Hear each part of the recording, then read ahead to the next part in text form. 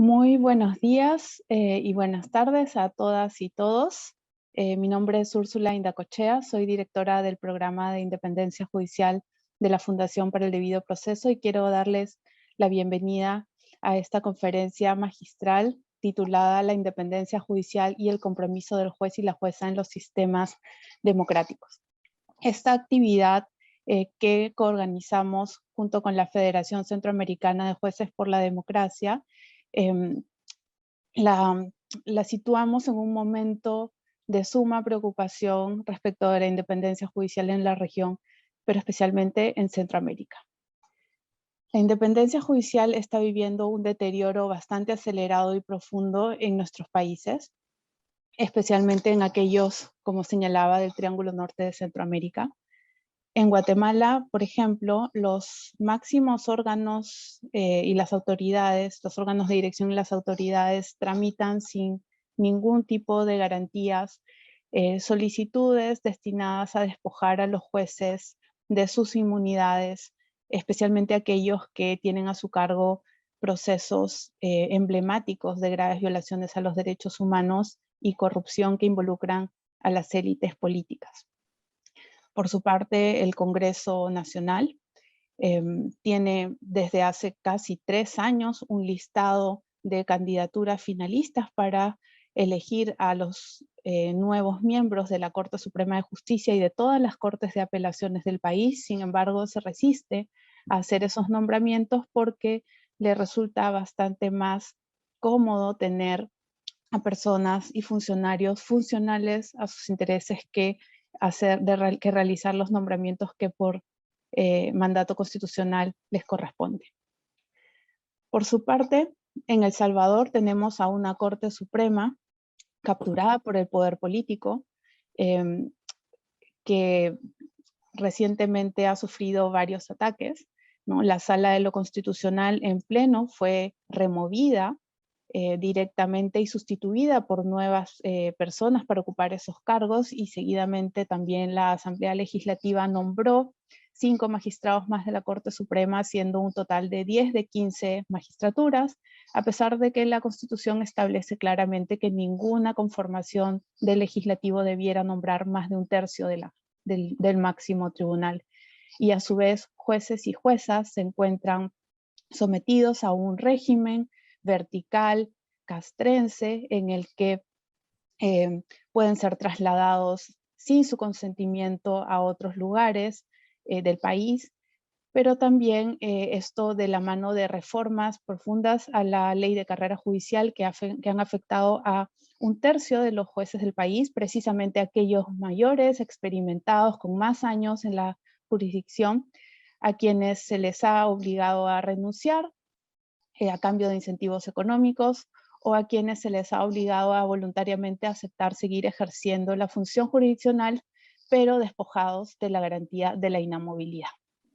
Este es el panorama en el que nos encontramos en Centroamérica, y por eso queremos dedicar este conversatorio, esta conferencia magistral, a todos aquellos jueces y juezas que desde dentro de los órganos judiciales siguen resistiendo estos ataques, muchas veces en silencio y sin poder expresarse, y también a aquellos que lamentablemente han tenido que abandonar la función jurisdiccional para continuar sus luchas por la independencia judicial desde otros espacios. A todos ellos y ellas nuestra solidaridad y reconocimiento.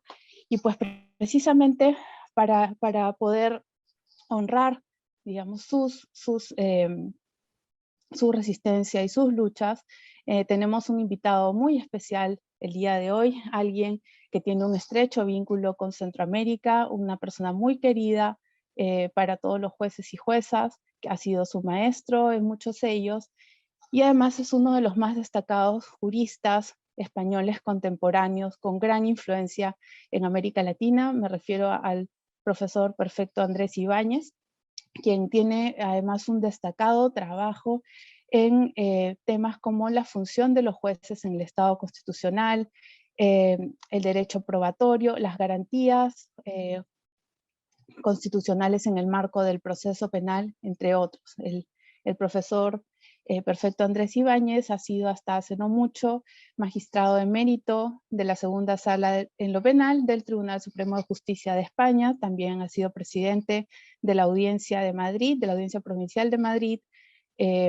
además de miembro del Tribunal Permanente de los Pueblos y fundador y director de la revista Jueces para la Democracia, Información y Debate, ¿no? El profesor Perfecto Andrés Ibáñez ha desarrollado un extenso trabajo en los temas precisamente de esta conferencia y nos complace mucho tener su compañía en esta mañana. Bienvenido, profesor. Muchas gracias por acompañarnos y sin más le dejo la palabra para dar lugar a su conferencia. Muy bien, Úrsula, muchas gracias. El que tiene que dar las gracias soy yo y lo hago además con muchísimo gusto y sintiéndome muy honrado por esta invitación. Una invitación que sinceramente me emociona porque dirigirme a colegas que están pasando por una situación como la que acaba de describirse, sobre la que no voy a discurrir porque nadie mejor que mis interlocutores la conocen, de tal manera que lo que voy a hacer es exponer lo que sería la línea de principios que debería regir en los distintos países como precisamente exigencia fundamental de la existencia de un poder judicial digno de ese nombre. Bien. Dicho esto, tendré que decir que naturalmente me refiero al Poder Judicial propio del Estado constitucional de Derecho. Se trata de un modelo institucional que tiene una larguísima historia, una larga y atormentada historia no fácil, que sigue siendo difícil en momentos como este y en realidades como las que aquí se acaban de contemplar. Lo cierto es que es importante remitirse a los antecedentes sobre todo antecedentes culturales, porque dan en buena medida la clave del perfil y el papel que una instancia como la que nos interesa está llamado a desempeñar en contextos, en definitiva, como de los que aquí se trata. La referencia a Montesquieu es imprescindible. Montesquieu, a pesar de tratarse de un noble que naturalmente está preocupado por la situación de su estamento en un momento de crisis, tiene una idea luminosa, la idea de que el poder debe experimentar el freno del poder y de que en ese contexto se impone la exigencia de un poder moderador anclado en la legalidad, que es precisamente el judicial. En esa trayectoria, un paso siguiente sería el que dieron autores como Beccaria y los filósofos y juristas de la Ilustración, que trajeron a primer plano una dimensión de la jurisdicción hasta entonces muy poco trabajada, la dimensión epistémica. ¿Qué quiere decir? Quiere decir que la jurisdicción es una instancia de poder, sí, pero que tiene una finalidad de conocimiento, obtener conocimiento sobre hechos que interesan al derecho. Y la obtención de conocimiento en materia de hechos debe responder a unas exigencias de racionalidad que no pueden pasar a segundo plano, no pueden dejar de tenerse en cuenta si precisamente se quiere que la función jurisdiccional cumpla su papel. Esto ha de hacerse en un marco de garantías procesales. ¿Por qué? Porque el objeto del proceso, por así decir, son conductas de personas que resultan profundamente implicadas, profundamente afectadas en derechos fundamentales, en bienes jurídicos esenciales y, por tanto, el tratamiento debe ser extremadamente delicado y muy respetuoso de los derechos porque, en principio, se opera, como sabemos, con personas que tienen la condición constitucional de inocentes. Un tercer momento interesantísimo es el dado por los padres fundadores en Estados Unidos, que tiene concreción en una obra espléndida, El Federalista, de la que resulta que la particularidad del Poder Judicial y del juez es que es un órgano no de poder político, sino un órgano de discernimiento, un órgano de conocimiento, abundando precisamente en la tesis de Beccaria, y que además debe garantizar derechos no solo frente al Poder Ejecutivo, sino incluso frente al Poder Legislativo, porque también en ese ámbito se pueden producir vulneraciones de la legalidad constitucional. Estos antecedentes están en el punto de partida obligado de cualquier reflexión sobre el Estado constitucional de derecho y en particular el Poder Judicial dentro de él. Pero, ¿qué ocurre? Que históricamente todavía, desde el momento de su formulación más o menos incipiente hasta que el modelo cobra realidad, habrá de pasar un largo periodo de tiempo y por el camino se interpondrá otro modelo que más bien diría es antimodelo.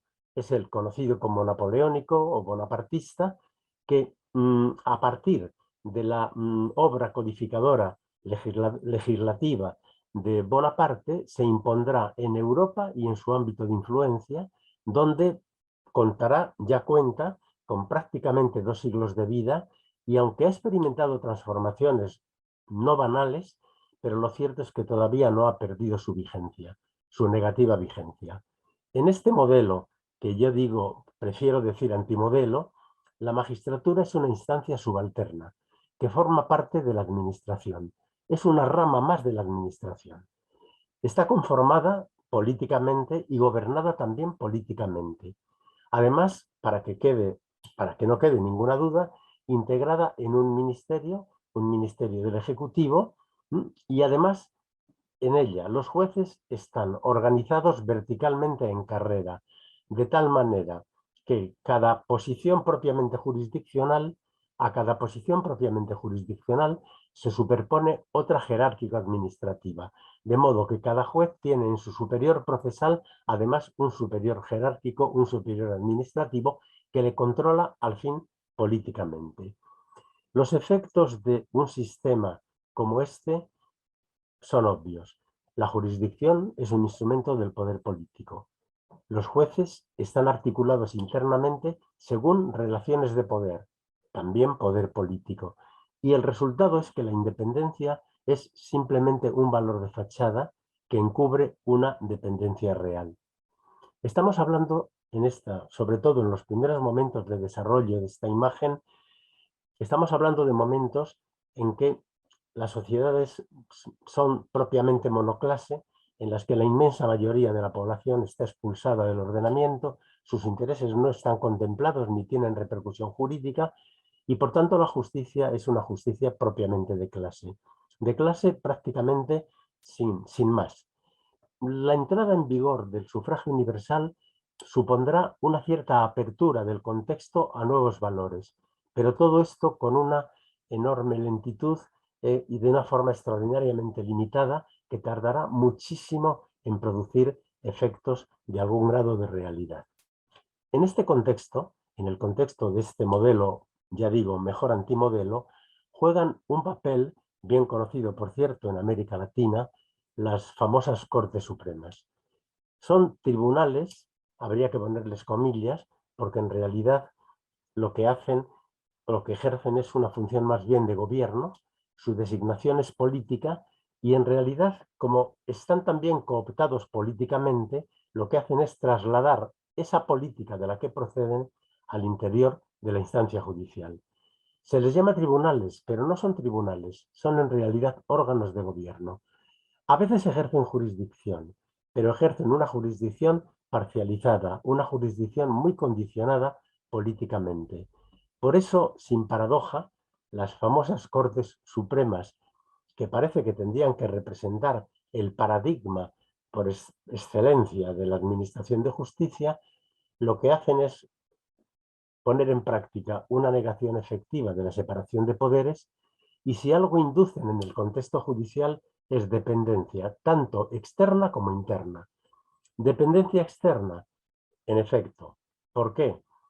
Porque la conexión con el poder ejecutivo les convierte en una suerte de longa mano de ese poder.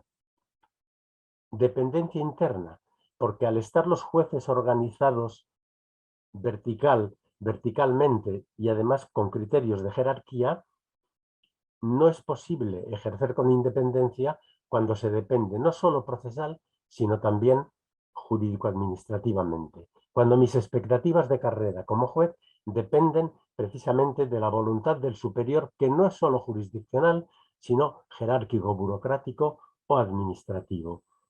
El resultado del modelo napoleónico de organización judicial es hoy bien conocido. Produce un tipo de juez singular. Un juez, yo diría, del poder. Además, un juez de cualquier poder. Desde luego, no un juez del derecho y mucho menos un juez de los derechos. No quiero decir con esto que en el contexto de este modelo no se puedan producir ejercicios profesionales dotados de una cierta dignidad. Pero ni es lo que busca el modelo, ni es realmente el producto que mayoritariamente ofrece. Por eso, no tendría o no tiene nada de particular el hecho de que en el Estado liberal europeo de los años 20-30 del siglo pasado conociera la experiencia terrible de los fascismos y dentro de ella la integración subordinada fisiológica, como si tuvieran algo inscrito en el ADN al respecto, de las magistraturas de los países que experimentaron estas terribles realidades. El caso de Alemania, el caso de Italia, el caso de España, ofrece la evidencia de que los jueces de aquel modelo de inspiración napoleónica se integraron de la manera más funcional y más fisiológica en experiencias no solo totalitarias, sino directamente criminales. Esto explica también, precisamente, el hecho de que cuando se restablece la democracia en países como Alemania, Italia, España, esos jueces que voluntariosamente se inscribieron en las experiencias de los fascismos serán resistentes en los momentos de transición democrática y se opondrán a las constituciones de nueva generación, constituciones de derechos que en realidad son una impugnación del tipo de modelo que ellos constituyen. Bien, esto explica también por qué el constitucionalismo de la segunda posguerra hace un verdadero ajuste de cuentas con el modelo judicial de organización. Para esto parte de una doble evidencia. La política, incluso la política democrática en su origen, puede enloquecer. De hecho, en países como Alemania e Italia, el acceso al poder político de los partidos a los que me refiero se produjo a través de las urnas. Accedieron al poder a través de las urnas para inmediatamente destruirlas. Evidencia, la política, incluso política democrática, puede enloquecer. Por eso es necesario circundarla de límites de derecho realmente eficaces. Por eso se pasa del modelo de constitución política reinante en el Estado liberal al modelo de constitución directamente normativa. Constitución como norma. En este terreno es inaugural la experiencia constituyente italiana, que pone en pie la primera constitución normativa caracterizada por tener una parte dogmática integrada por los derechos fundamentales que constituyen el vértice del armazón, con la particularidad de que dentro de ese marco de derechos fundamentales pasarán a figurar como tales también las garantías procesales, que, ojo, son garantías frente al juez, que en ese momento adquieren el rango de derechos fundamentales. En este contexto se privilegia extraordinariamente el valor separación y el valor independencia, que resultan garantizados de una forma realmente inédita. En el caso italiano, que es paradigmático, por un lado se garantizará la independencia externa a través de una nueva institución, el Consejo Superior de la Magistratura, que extrae la gestión del estatuto del juez del ámbito propiamente jurisdiccional y del ámbito del Ejecutivo, instituyendo un nuevo órgano autónomo de composición mixta. Y la independencia interna recibe un fortalecimiento extraordinario. ¿Por qué? Hay un precepto en la Constitución italiana que dice: los jueces se distinguirán solo por razón de la función que ejercen. Ya no hay superiores ni inferiores por razones de índole administrativa, sino jueces con la misma dignidad de plenitud del ejercicio de la jurisdicción y, por tanto, en condiciones de estar directamente sujetos a la legalidad, porque dejará de producirse la interferencia jerárquico-administrativa de esos momentos de poder que, de una forma sumamente eficaz, hasta la fecha, habían constelado toda la organización judicial. Por otra parte, en el modelo italiano se fortalecerá también la independencia judicial, dotando de independencia igualmente al Ministerio Público. En esta organización, en este modelo organizativo, se expresan dos cosas. Por una parte, el rechazo de la idea de algún tipo de bondad natural del poder. El poder no es bueno per se, ni siquiera en democracia. En democracia se dan las condiciones para que el poder pueda acceder a un ejercicio efectivamente valorable como positivo, como bueno, pero solo a través de la observancia de las garantías y de la sujeción a límites. No hay una bondad natural del poder que no tenga que ver con la existencia de garantías y límites. Esto es fundamental. Eberhard Schmidt, el gran comentarista de la ley fundamental de Bonn, de la ley procesal alemana, perdón, escribió algo que me parece muy interesante. Él dice que la virtud del Estado constitucional de derecho es que desconfía de sí mismo. Y porque desconfía de sí mismo, se somete en los momentos de su geografía institucional a una diversidad de controles. El resultado es que el Estado constitucional de derecho puede decirse es un sistema institucionalmente articulado de desconfianzas. Así, el paradigma de este Estado se caracteriza, por un lado, por la consagración en el vértice de la pirámide kelseniana de un nuevo escalón, los derechos fundamentales que pasan a ocupar en ese momento la cúspide y que además obligan a leer precisamente desde ahí todo el resto del ordenamiento en la labor interpretativa. Se consagra de manera efectiva y con un potencial inédito la separación de poderes. Se someten a la ley todas las instancias de poder. Se establecen límites de derecho para la política, límites de derecho en sus confines externos, porque la política seguirá teniendo su espacio, pero ojo, con limitaciones que pueden llegar a ser incluso también de carácter penal. Se fortalece el poder judicial como jurisdicción, el judicial como poder, pero ojo, no cualquier forma de poder, el poder de decir el derecho frente a todos. Por tanto, un poder muy particular. Y para todo esto se reforzará la independencia judicial. En el plano externo, frente a otras instancias, la jurisdicción tendrá una autonomía organizativa y no dependerá de un ministerio del Ejecutivo. En el plano interno, porque el juez será por primera vez en la historia independiente dentro de su propia organización, que es lo que le permitirá depender exclusivamente de la ley en el momento aplicativo. Esto es muy importante porque es la primera vez realmente en la historia de la magistratura en la que la independencia interna aparece contemplada como una dimensión esencial de la independencia. Cuando se hablaba de la independencia, se hablaba fundamentalmente de la independencia en sentido político, la independencia frente a otras instancias de poder. Pero se olvidaba que si la organización judicial es independiente frente a otras instancias de poder, pero el juez está gobernado políticamente dentro de la organización, faltará una dimensión esencial de la independencia. Del reforzamiento del papel de los jueces en el contexto del Estado constitucional nace una fuerte exigencia dirigida a estos que tiene tres proyecciones. Una, el plano político-cultural, que obliga al juez de este modelo a asumir profundamente los valores constitucionales de la jurisdicción, porque la independencia no vive del aire.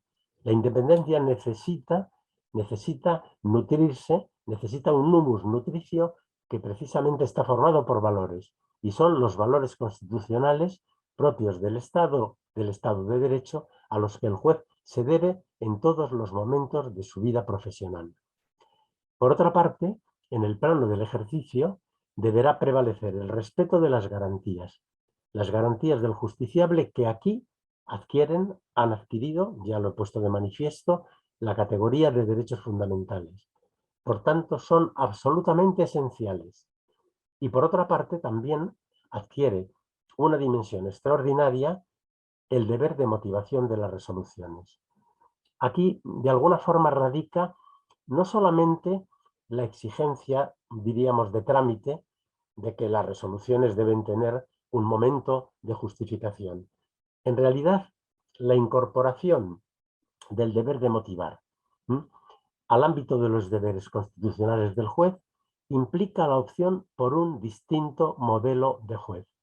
Piénsese, si no, en la diferencia del juez del modelo anterior, que resuelve prácticamente en régimen de libre convicción, pero interpretada la convicción como convicción íntima, y que al tratarse de una convicción íntima no puede ser racionalizable ni podría ser justificable, y por eso la justificación de las decisiones es prácticamente inexistente y reina la arbitrariedad, y el paso que significa obligar al juez a dar cuenta de todo el íter de formación de sus decisiones, en el plano de la cuestión de hecho, en el plano de la aplicación del derecho. Un tercer momento es el de la exigencia de responsabilidad por los incumplimientos. Una responsabilidad que debe estar sujeta también a determinadas garantías, porque no todo tipo de exigencia de responsabilidad es compatible con el principio de independencia. El resultado de este proceso complejo es que la jurisdicción pasa a ser una peculiar actividad estatal. No es política, efectivamente, vive en cierto modo al margen de la dinámica político-parlamentaria, no es representativa ni tampoco es una instancia de participación y está sujeta solo a la ley. Y esta es su forma de conexión con la soberanía popular. De la exclusiva sujeción a la ley se sigue, primero, que en el ámbito de la jurisdicción no hay nada que gobernar. No hay absolutamente nada que gobernar. Se trata solo de gestionar el estatuto del juez en un marco reglado, mediante decisiones debidamente motivadas que serán impugnables ante una instancia jurisdiccional. En un contexto en el que, no me importa insistir, todas las funciones del último juez de paz del país al Tribunal de Casación tienen la misma dignidad y por tanto deben ser ejercidas en las mismas condiciones de independencia y con las mismas garantías. Estos presupuestos organizativos y culturales son los que hacen posible la sumisión exclusiva del juez a la ley. En rigor, en el Estado constitucional de derecho, deja de existir la figura híbrida del Tribunal Supremo, de la Corte Suprema, con funciones gubernativas. Los tribunales supremos, en un contexto organizativo como el aquí diseñado, pasan inmediatamente a ser instancias exclusivamente jurisdiccionales, sin atribuciones de gobierno que perviertan su función propiamente jurisdiccional. ¿De dónde viene su superioridad en este caso? Pues bien, su superioridad ya no es política. Son superiores por últimos, últimos en la cadena de instancias, porque dirán la última palabra. Pero cuidado con esto, porque decir la última palabra no quiere decir tener una absoluta autonomía. En realidad, la jurisprudencia, aunque brota del tribunal superior en el orden de las instancias, sin embargo es una labor coral, es una labor que se produce a partir de la contribución de todos los que intervienen en el proceso judicial, de tal manera que es fruto de un diálogo del tribunal de instancia con el tribunal de apelación, con el Tribunal Supremo, Tribunal de Casación. Aquí se abre, por tanto, una nueva concepción de la jurisprudencia que también es sumamente importante, porque están llamados a su configuración todos los que participan en la labor jurisdiccional, que son igualmente importantes. A Luigi Ferrajoli se debe una interesante caracterización, una interesante conceptualización del modelo jurisdiccional en el Estado constitucional de derecho.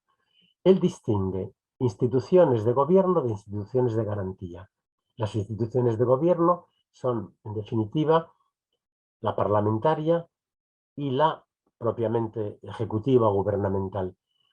Las instituciones de garantía pertenecen a otro ámbito y tienen otro cometido funcional. Y de ellas, la institución de garantía por antonomasia es la jurisdiccional, cuya función es aplicar la ley, identificar supuestos de posible violación, de posible ilegitimidad y aplicar la ley con los criterios propios de la subsunción y siguiendo las reglas de derecho que rigen la actividad jurisdiccional. Por eso es una función de carácter cognoscitivo. Y este es un dato importante porque es la única función, por así decir, de poder en el Estado constitucional que tiene esa dimensión. La jurisdicción no solamente es un ejercicio de poder sin más, es un poder que debe tener un sustrato de conocimiento, un sustrato de saber. Si el proceso penal, por ejemplo, no fuese un instrumento para conocer, sería pura y simplemente un ritual de castigo. ¿Qué es lo que lo legitima, lo que lo distingue, lo que le hace diferente? Ese sustrato de saber. Es decir, ese esfuerzo de conocimiento con sujeción a reglas que producirá como resultado un saber de calidad sobre hechos para aplicar debidamente el derecho. Naturalmente, esto exige rigor epistémico en el trabajo jurisdiccional y una rigurosa justificación de las decisiones. Ahora bien, advierte Ferrajoli, a pesar de toda la sujeción a reglas, a pesar de la existencia de las constricciones que significan las garantías procesales, el ejercicio de la jurisdicción se produce en un ámbito en el que emerge una notable dimensión de discrecionalidad que es inevitable. El Poder Judicial siempre, la jurisdicción siempre se caracterizará por estar circunscrita de un halo de discrecionalidad. Es una particularidad incancelable, con la que hay que jugar, pero frente a la que hay que establecer garantías. Dice Ferrajoli, como quiera que no toda la actuación jurisdiccional está cubierta por la legalidad y hay momentos de poder que son de alguna forma personales porque exceden de la previsión legal, aquí hay un margen inevitable de ilegitimidad del que el juez debe ser consciente. El juez debe ser consciente de que ejerce poder judicial, pero que ese poder judicial tiene una cierta dimensión de extrapoder, que solamente se puede compensar y solamente se puede justificar con un ejercicio de honestidad intelectual y con un rigor exacerbado en la motivación de las resoluciones. Aquí emerge una dimensión de la función jurisdiccional que me parece que es absolutamente esencial en este modelo de Estado, y es precisamente la que hace del juez, por un lado, un operador racional en el trabajo con los datos de hecho para obtener conocimiento empírico, y también un operador obligado a justificar rigurosísimamente sus decisiones. Aquí diría que radica el núcleo esencial de la función jurisdiccional. Aquí es donde los jueces están llamados a hacer un esfuerzo muy particular, porque de la calidad de ese esfuerzo dependerá esencialmente la calidad de la función y la calidad de tratamiento de los derechos, siempre de una forma u otra comprometidos por la actividad jurisdiccional.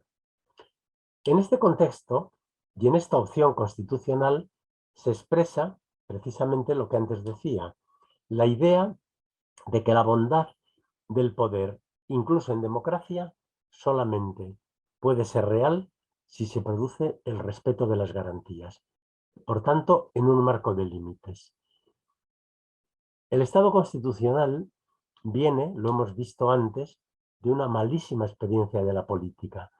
Una mala experiencia de la política que puede tener reediciones, como por ejemplo las que en este momento se producen en Centroamérica y a las que antes se ha hecho referencia. Por eso, frente a esto, las constituciones de última generación han querido representar una especie de nunca más. Es decir, hasta aquí. Esta sería la idea que late en las constituciones de referencia, particularmente la italiana, la Ley Fundamental de Bonn, las que vinieron después.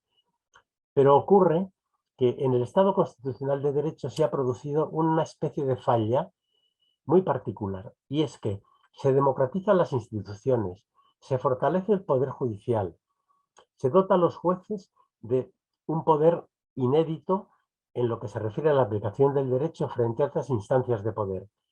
Pero lamentablemente y curiosamente, la democracia queda se queda en las puertas del partido político.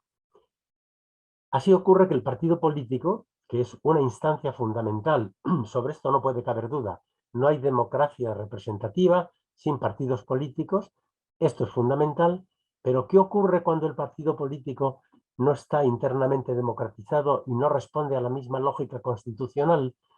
Pues ocurre que se convierte en una especie de oligárquico caballo de Troya, por un endémico déficit de democracia interna. El resultado es que la política se convierte en política partitocrática, un fenómeno asociado a la invasión de la corrupción que caracteriza incluso a las mejores democracias en situaciones como la actual, no diré ya a las democracias deficitarias. La partitocracia es una forma de oligarquía, invade, coloniza las instituciones, también la judicial, donde no exista una drástica separación. En este punto, la experiencia de El Salvador es paradigmática, porque lo que se da es una emblemática partitocratización de la democracia y de la justicia. La política partitocrática se caracteriza por precisar una altísima tasa de ilegalidad para existir como tal y para reproducirse en sus constantes.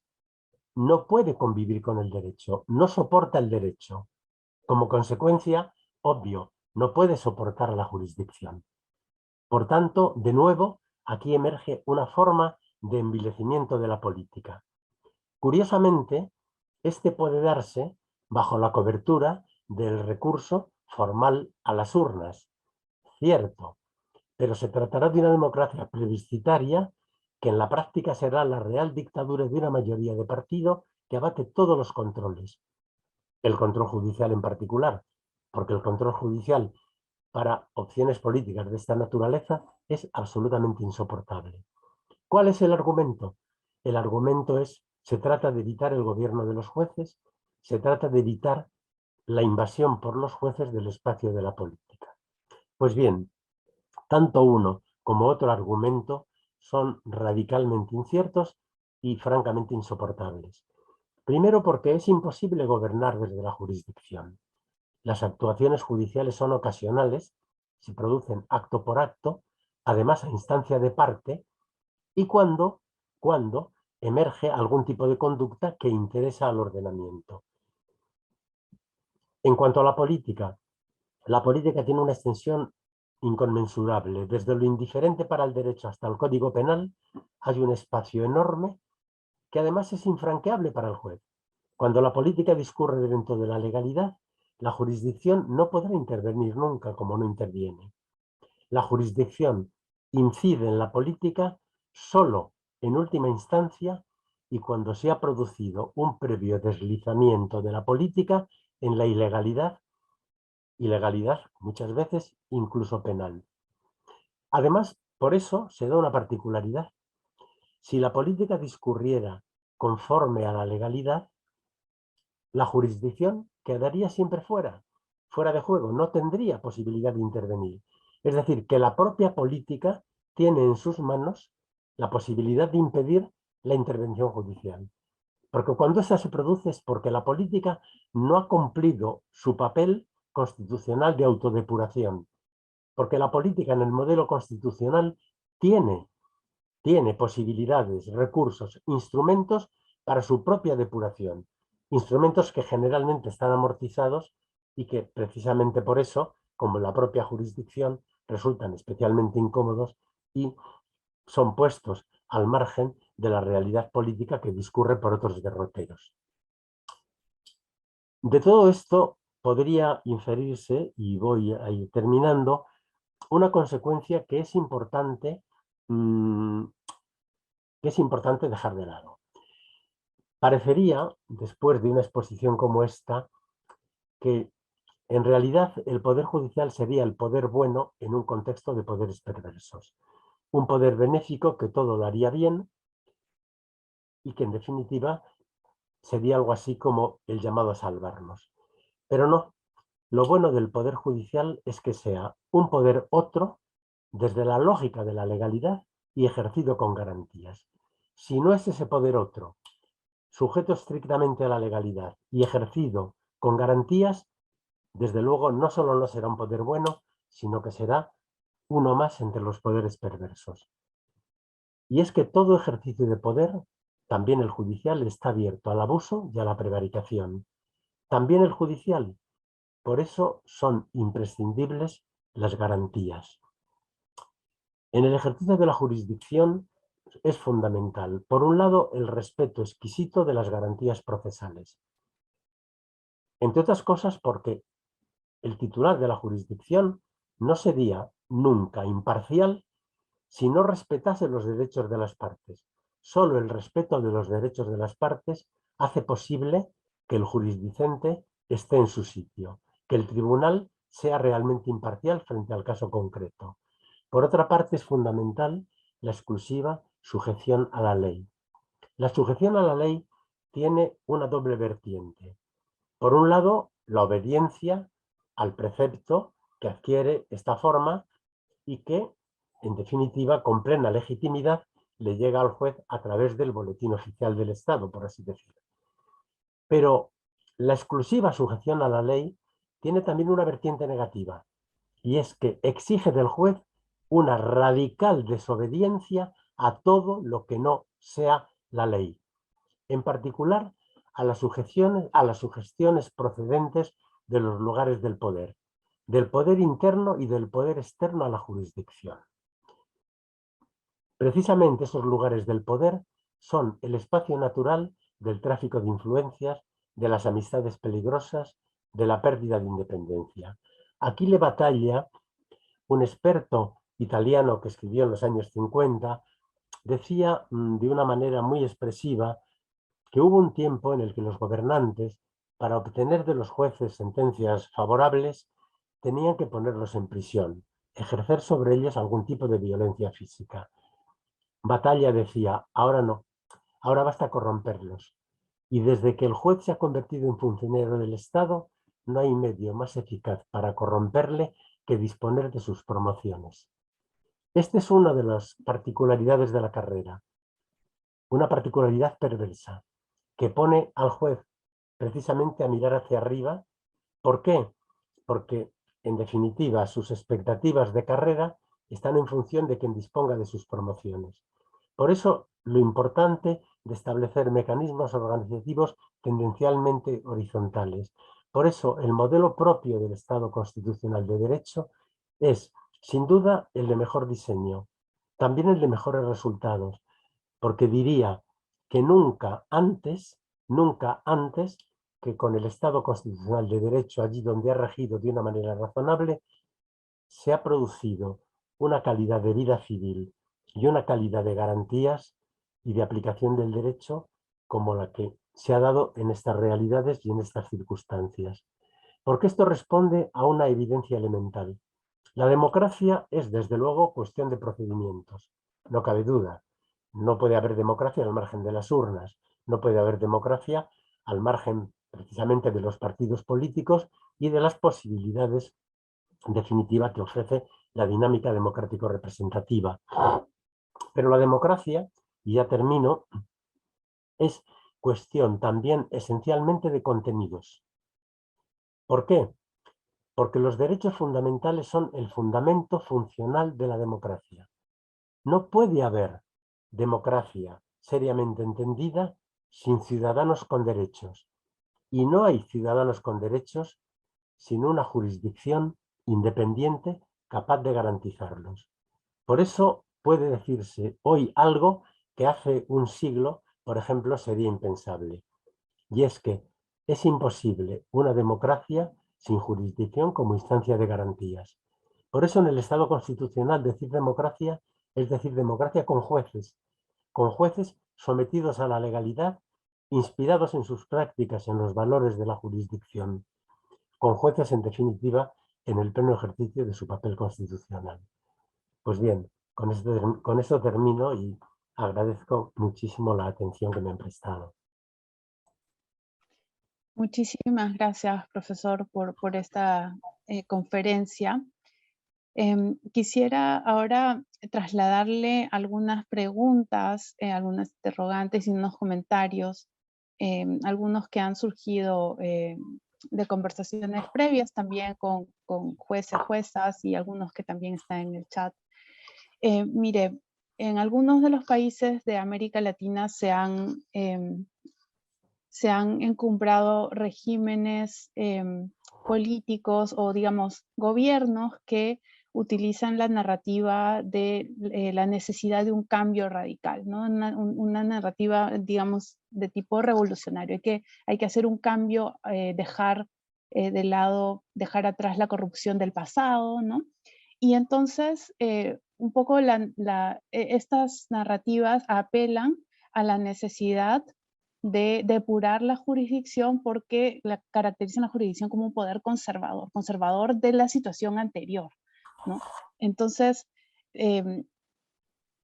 digamos, tratan de justificar estos cambios profundos en los sistemas de carrera, en la necesidad de que el proyecto político revolucionario, entre comillas, vaya acompañado también de una judicatura que sea parte de ese proyecto político. Entonces quería preguntarle un poco cómo usted ve esa idea, cómo podría combatirse esa narrativa, ¿no? De, bueno, digamos, esta nueva etapa requiere nuevos jueces, no jueces del pasado que han protegido, digamos, intereses corruptos o intereses sectoriales.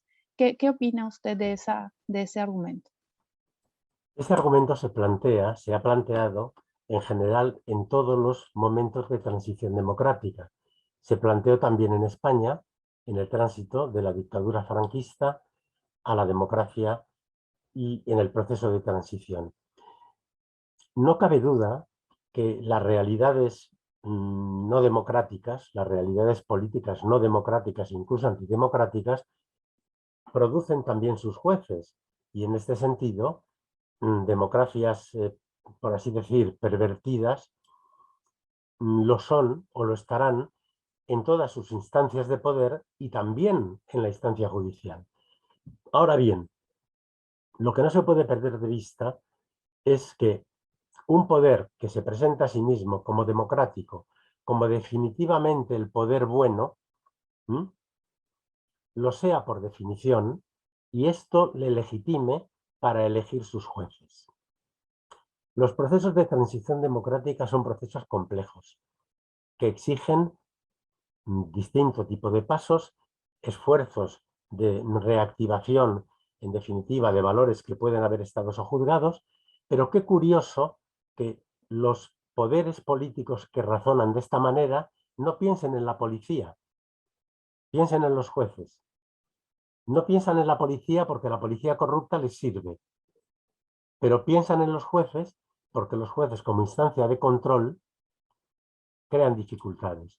Yo no digo que no haya que hacer un trabajo de democratización también en la magistratura, pero como en las demás instituciones, un trabajo en el que hay que coimplicar a los propios jueces también, efectivamente, pero es un trabajo equilibrado, armónico, no un trabajo sesgado que lo que busque es dotar de legitimidad a un poder que tendrá que ganársela en el día a día y en la ejecución de proyectos, de programas, en la puesta a punto de leyes que respondan a un modelo constitucional, y en ese contexto sí, habrá que trabajar también con la jurisdicción, habrá que hacer también un trabajo cultural, y no descarto que pueda haber jueces de la situación anterior a los que haya que disciplinar porque en definitiva hayan cometido incluso delitos.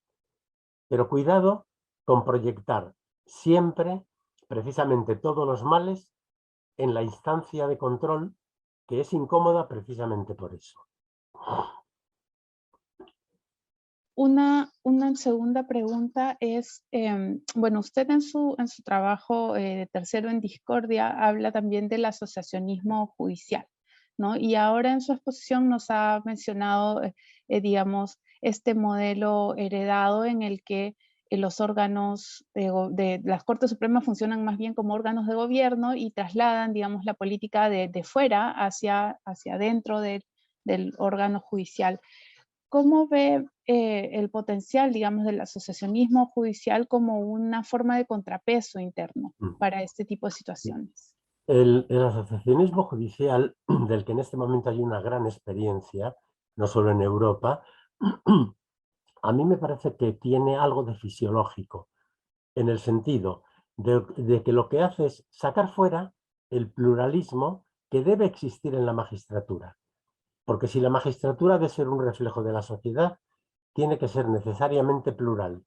Y es legítimo que los jueces se identifiquen unos a otros y se distingan por razón de sus diferencias culturales, de sus puntos de vista, etcétera, de tal manera que el asociacionismo lo que hace es articular esas legítimas diversidades en un contexto de confrontación cultural que puede tener efectos extraordinariamente positivos, ¿m?, en el supuesto de que se produzca una correcta orientación. Es decir, si el asociacionismo judicial no se limita a ser un tipo de organización o de prácticas puramente sindicales, preocupadas por el salario, sino precisamente por la realización de los valores constitucionales en el marco de la jurisdicción, si los jueces se reúnen para discutir sobre los problemas propios del ejercicio de la función, sobre problemas que les preocupan como profesionales, con una apertura a los principios y, ojo, con una apertura a la sociedad civil, el asociacionismo judicial cumple un papel esencial, porque no se puede pensar, es legítimo tratar de que los jueces no se impliquen en política, pero cancelar toda manifestación, diríamos, ideológica o cultural, me parece que es algo que lo que hace es empobrecer y además negar la realidad. Los jueces no son asexuados políticamente, no pueden participar en política, pero sin embargo sí pueden alimentar un debate interno, asociarse en función de sus preferencias y mantener una dialéctica, que es lo interesante, lo importante, una dialéctica de confrontación y de debate que además tenga proyección en la sociedad y se traduzca también fuera de la magistratura. Una pregunta adicional sobre el activismo judicial, ¿no? Sobre todo el activismo de las cortes, de las altas cortes, y cómo, digamos, este llamado activismo puede terminar afectando la independencia interna de otros jueces y juezas, digamos, de la estructura judicial a través de la figura del precedente, ¿no? Que Sí, usted también mencionó, digamos, de manera transversal en su exposición, la figura del precedente, pero de un precedente que podríamos llamar de alguna forma autoritario, ¿no? Porque sí. es un precedente que tiene que obedecerse porque viene de la autoridad máxima, ¿no?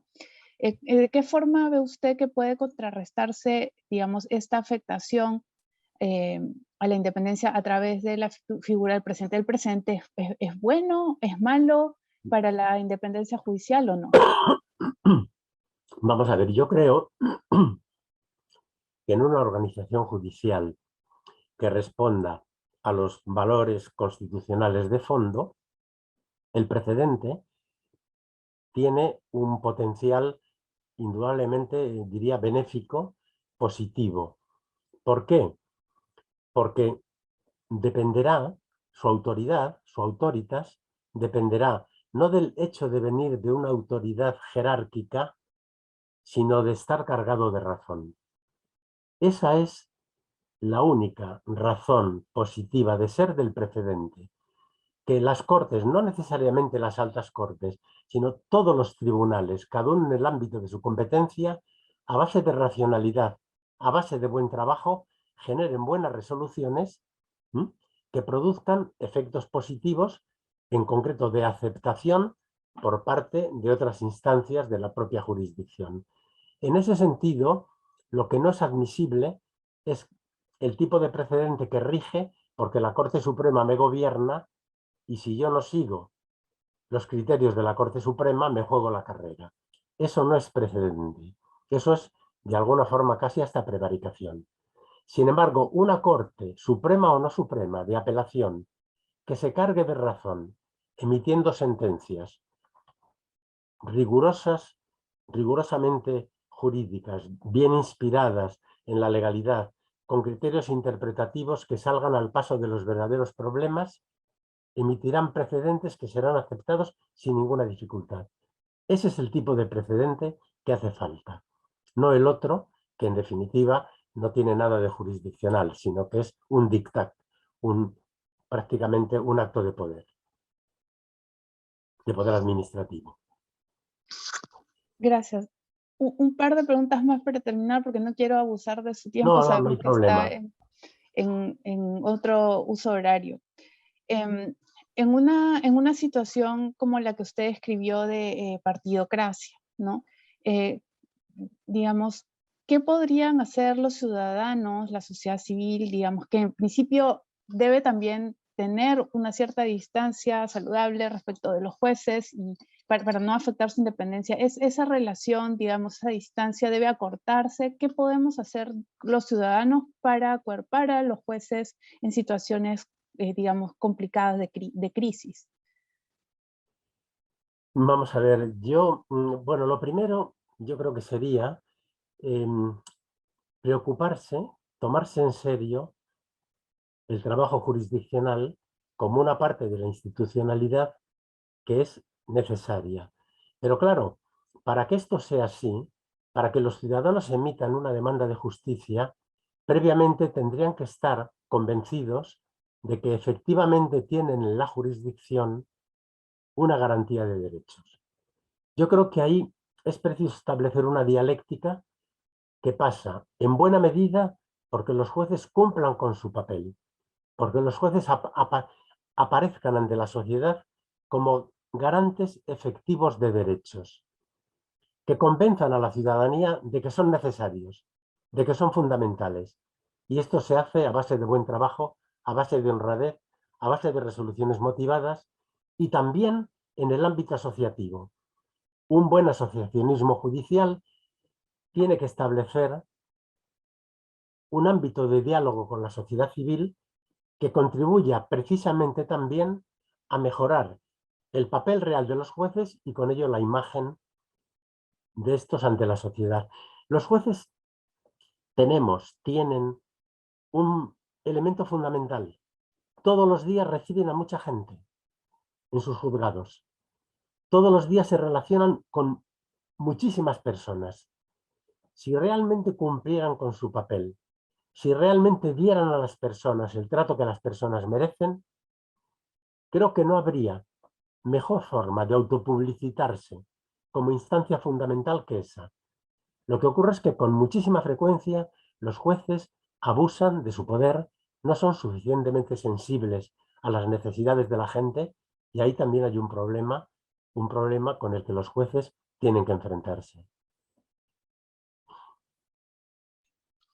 Y para terminar, ¿cuáles son las señales que usted diría que son síntoma de un poder judicial no independiente?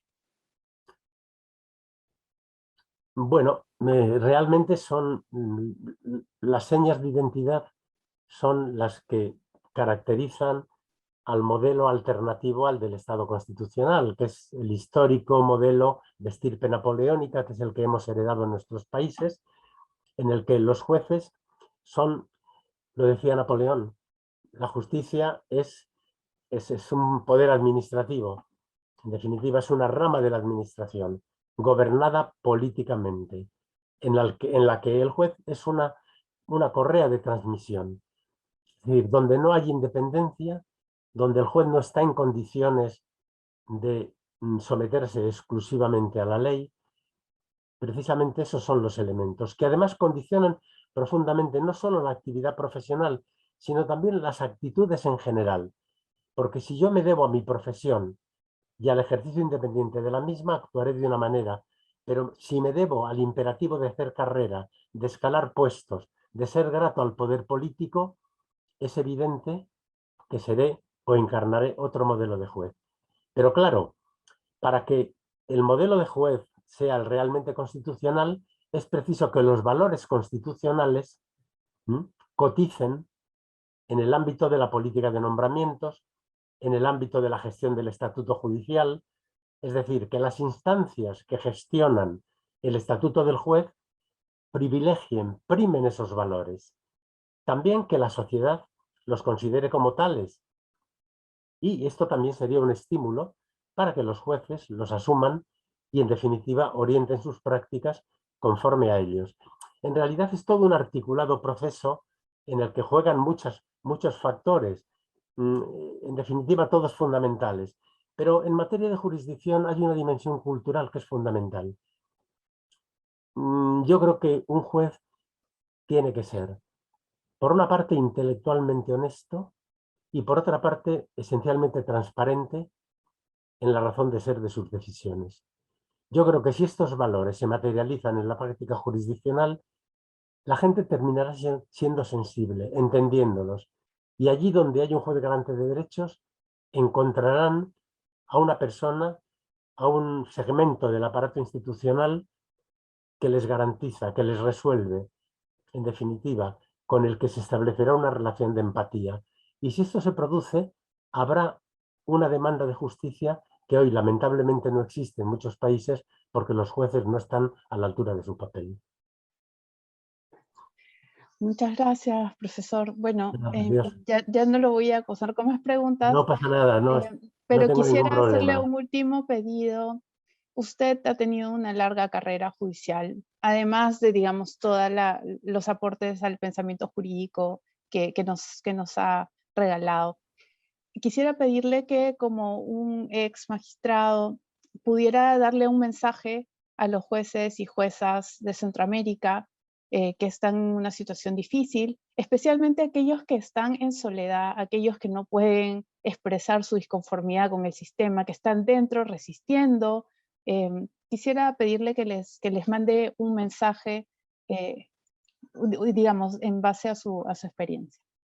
Vamos a ver, me resulta difícil dirigirme a personas que pasan por ese grado de dificultades que me constan, personas que ponen en juego no solo su profesión, sino también su vida.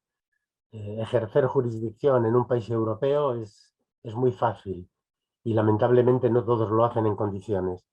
Pero ejercer jurisdicción en Guatemala, por ejemplo, sé que tiene unas dificultades que muchas veces comportan la puesta en riesgo no solo de la profesión, sino también de la vida.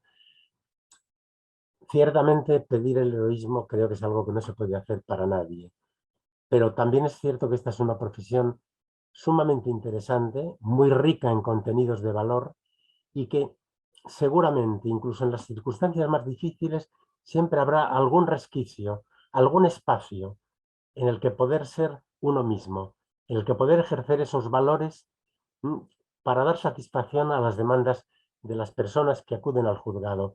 Seguro que hay espacios, que hay resquicios en los que puede ejercerse la función con una notable dignidad y de ese ejercicio digno de la función, seguro que el que lo hace recibe también algo sumamente gratificante, que es la respuesta positiva de los destinatarios. Esta es una función esencial y nada tan esencial ni nada tan valorable para las personas como sus derechos. Ciertamente garantizarlos a veces exigiría casi heroísmo en ciertas realidades. Yo no lo pediría, no me siento autorizado. Pero es verdad que siempre habrá resquicios para un ejercicio profesional digno y gratificante, que seguramente encontrará también una respuesta positiva por parte de los destinatarios de ese ejercicio profesional. Bueno, muchísimas gracias por sus Nada, Úrsula, palabras. muchas gracias a todos los que me han prestado atención y muchas gracias por la invitación. Solamente para quienes nos acompañan en la conferencia, agradecerles también su presencia. Hemos tenido una gran participación de personas inscritas y para quienes no hayan podido ver la conferencia completa, pues va a estar en nuestras redes sociales también para que la puedan volver a ella cuantas veces lo necesiten. Nuevamente, muchas gracias, profesor. En nombre de DPLF, de la Federación Centroamericana de Jueces por la Democracia y de todos los jueces y juezas de América Latina. Muchas gracias. Hasta luego. Adiós.